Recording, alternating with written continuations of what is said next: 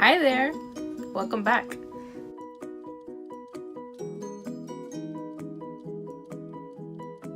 Five things to know before you get a wax, namely a Brazilian wax, but this can also apply to regular waxes as well.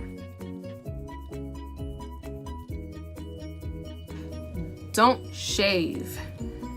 What do I mean by don't shave? Well, let's say you did shave a few weeks ago. We want the hairs to be at least 3 weeks of hair growth, because at 3 weeks, that's usually about the length of a grain of rice. That's how long the hair should be. We don't want it to be any shorter than that, because honestly, if it's less than that, it'll just be me pulling at your hairs and causing you pain aimlessly, and we won't even be able to take out all the hairs, and that's not what we want. We want to be able to remove all of the hairs. So at least 3 weeks of hair growth.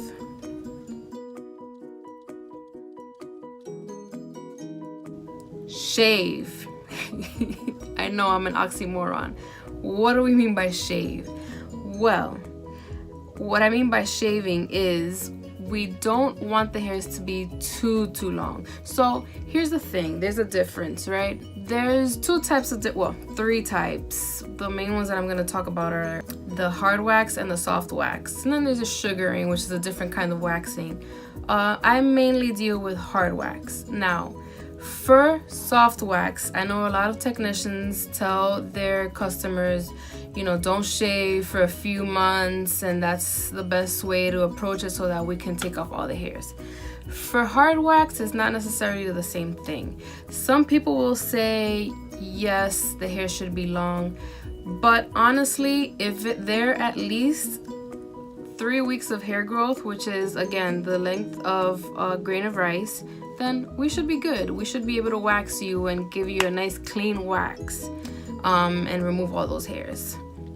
So when I say shave, what I mean by shave is if you're getting a Brazilian wax and you haven't shaved in 3 months, but you don't want to be in pain, but you want a smooth wax that's not painful and that's gonna remove all of your hairs and it's gonna be quick, then that's what I mean by shave. If it's been more than 2 months and you haven't shaved, you're gonna experience some hurting.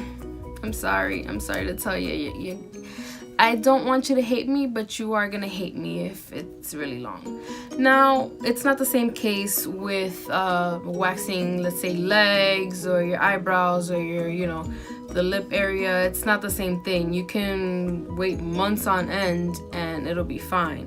The more frequently that you do it, the better it is for you. The more you're waxing your hair, the more the hair thins out, and eventually they stop growing completely because you're pulling at that follicle so much that eventually your body's gonna say, well, I guess I'm not supposed to have any hair here, so I'm just gonna stop growing. And it dies. It just dies. So the more you wax, the more the hair thins out, and eventually you're gonna end up killing that follicle because you're pulling at it so much. You're pretty much causing damage to that follicle so much that eventually it's just gonna stop growing. Good tip to the wise: the more you wax, the better it is for you. I'm not trying to, take your money. I make money regardless, but the more you do it, the better it is for you if you eventually want that hair to stop growing completely. This one is a rough one because I know there's a lot of believers. Do not Nair.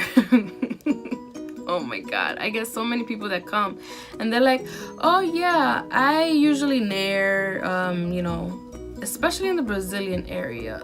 That terrifies me because that is such a delicate area. I don't even know if Nair or those hair removal creams are even meant for that area. I don't know, I'll have to read a label and see. I do know a lot of people that do it, and it terrifies me because that area is a very delicate area. You shouldn't just be putting anything in there, you can do a lot of damage. So I do get a lot of people that tell me, yeah, you know, I naired and, you know, I got burned really bad, so I stopped. Stop, don't nair. This isn't even necessarily a tip before waxing. This is just a tip in general. Go ahead and nair everything else. Nair your legs, nair your arms, nair your mustache, even though that's probably gonna burn there too because this is a very sensitive area. Whatever, but just don't put it down there, please. Promise me? Pinky promise? Pinky promise? Yeah? No? Okay. Whatever.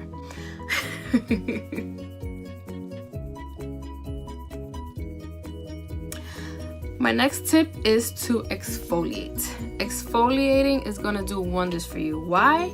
Because you're removing the hair, the dead you're removing the dead skin cells, so it's gonna like remove anything that's barricading the hair so that when you do wax, it'll just slide off easily. You want to do this not the day that you're waxing, not even the day before you're waxing. You want to do it maybe 2 days before you do know that you have a wax appointment. It's gonna do wonders for you.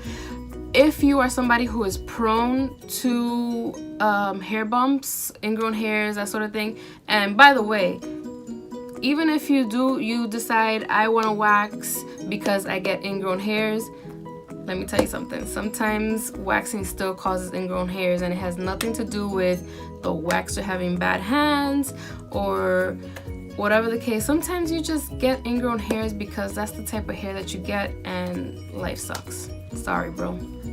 So exfoliating is gonna help with those ingrown hairs. You want to do it maybe 2 times a week, not consecutively, but you know, a few days in between, so that you know you're getting your skin used to getting rid of those dead skin cells.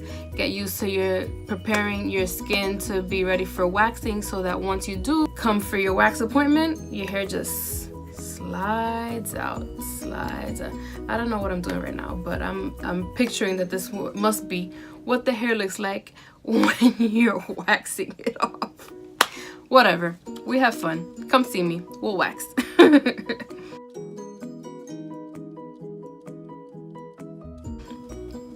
My next tip, you know, I don't even know if these are tips anymore. I might change this, whatever. But my next tip, or word to the wise, your wax will hurt. It will hurt no matter what. We don't want it to hurt. It might not be as painful. It is gonna hurt. It is. I'm sorry. I don't want to cause you pain. But then again, maybe that's why I went to wax school. No, it's not. I promise it's not. It's gonna hurt. What can you do to lessen the pain? Again, the shorter the hairs are, the less it will hurt. So I would suggest, if your hairs, especially, this is in particular for Brazilian waxes, if your hairs are really long, I suggest that if this is your first time, go ahead and shave it. Go ahead and shave it. I'm not even gonna say anything. Just shave it. Because I don't want you crying because of how painful it is. So go ahead and shave it off. Start new. Call me in 3 weeks. Let's make an appointment, and that's when we'll do your Brazilian wax, because it is gonna hurt, especially if the hairs are long. The shorter the hairs are, the less it's gonna hurt.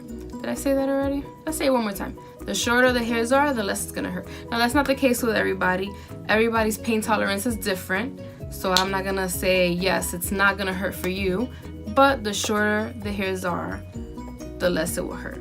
Now, if you've looked at my reviews on Yelp and Google and Groupon or whatever the case, you'll see, oh, well, everybody's saying that it's painless with Lillian, so let's go wax with her. I have my little secrets. I'm not gonna share in this video, but I might share in the next one, or the next one, or even the next one. Keep you watching.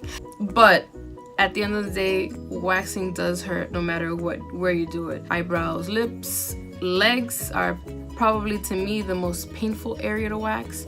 The least painful area, I think, is your underarms, but I stand corrected, because everybody's pain tolerance is different. Everybody has a different opinion. So go ahead and try it. You let me know. Let me know down in the comments, down there. Let me know what area you think is the least painful to wax, and if Brazilian waxes are painful or if they're not, and what are your tips for a non-painful Brazilian. And if you have any tips for waxing, let me know. Let's talk about it. Bye guys.